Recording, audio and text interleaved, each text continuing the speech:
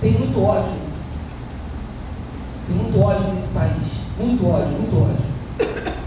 Os números da violência no Brasil não se explicam apenas pela esquizofrenia. Nós temos uma Constituição que data de 1988, tem 26 anos. Ele tem 26 anos. Foi criado em 88. E há 26 anos, o tempo que tem a Constituição, o capítulo espera para ser regulamentado.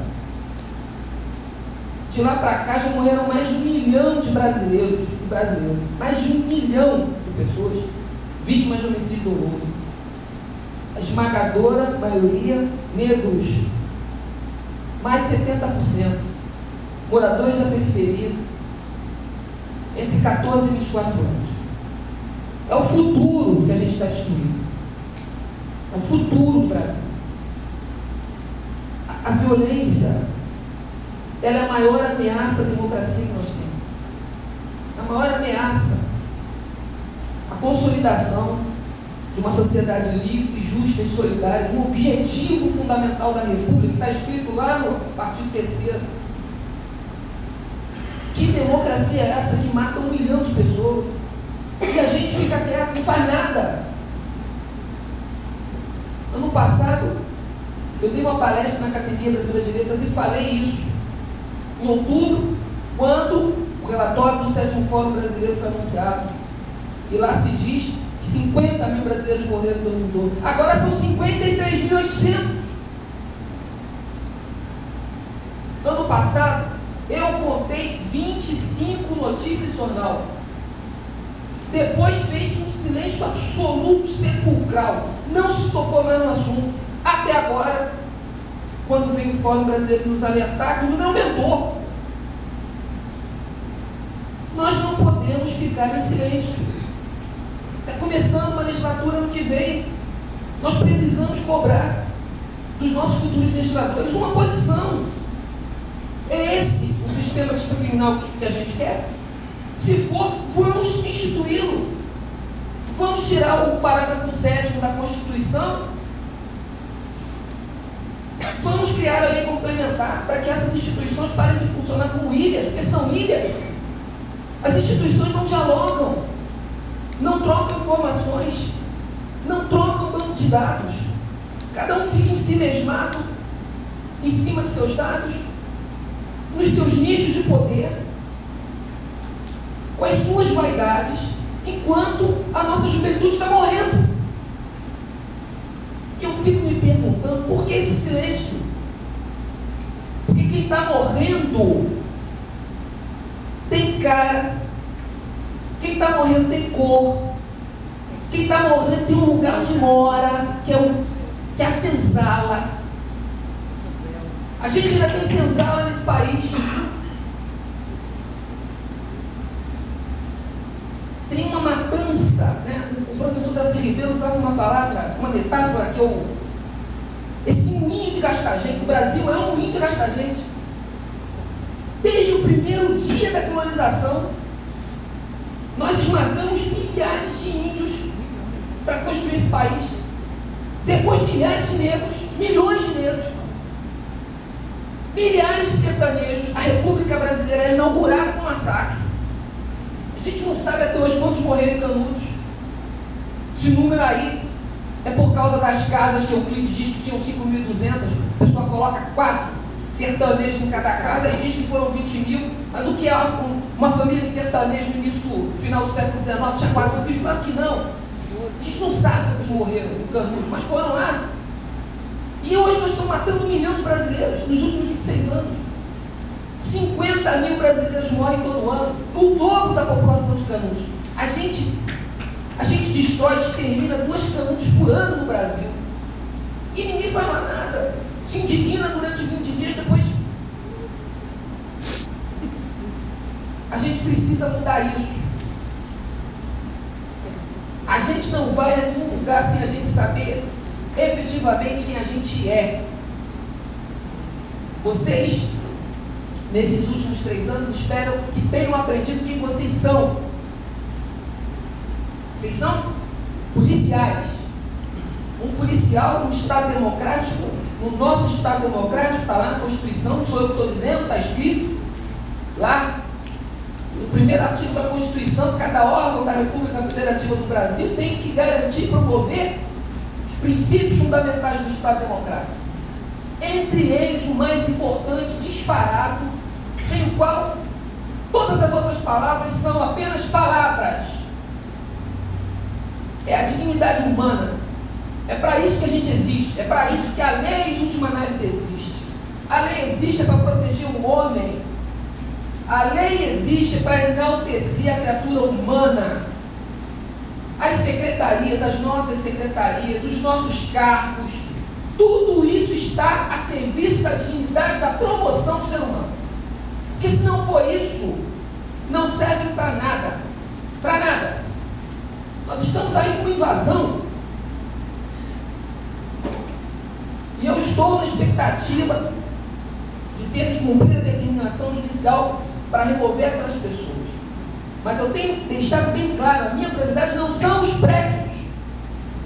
A minha prioridade são as pessoas que lá estão. Se são traficantes, se são bandidos, se não são, não é o meu problema. O meu problema é que são pessoas. Criminosos ou não, porque o crime, ele não reduz a dimensão ontológica do homem. Não é o fato de cometer um crime que transforma a criatura humana em outra coisa. Ele continua sendo gente.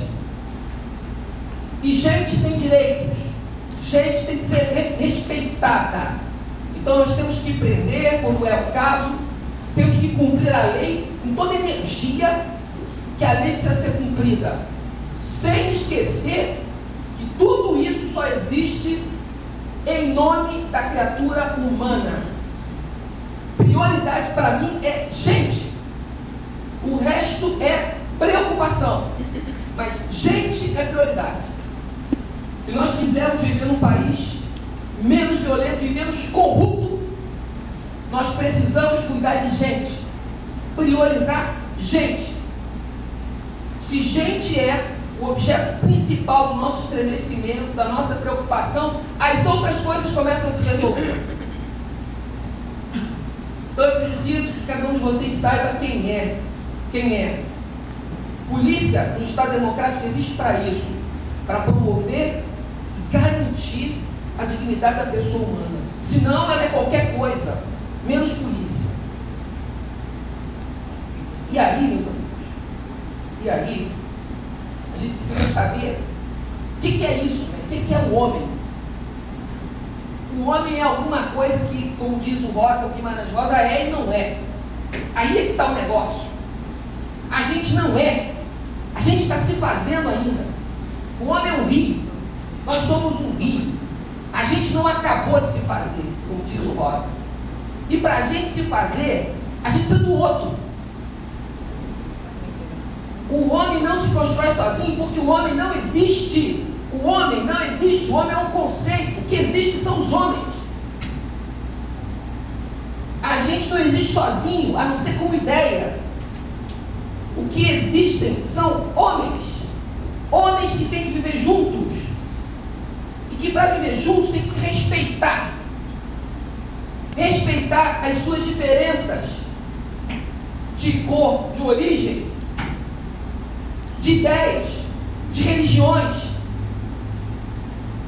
Nós não temos condição de vivermos sozinhos. A gente precisa, no olhar do outro, dizer quem a gente é.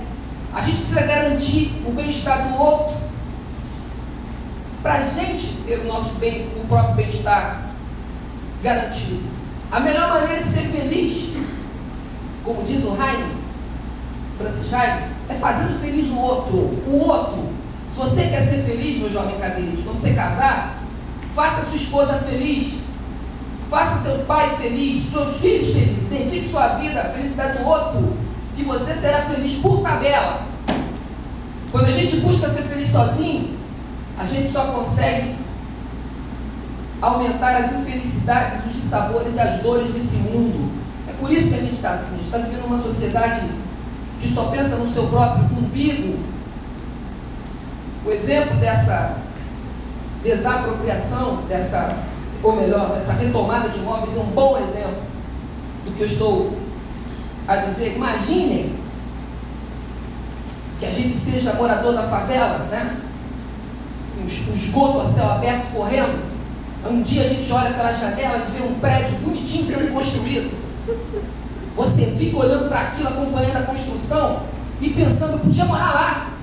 Eu não preciso morar aqui dividindo a minha casa com rato.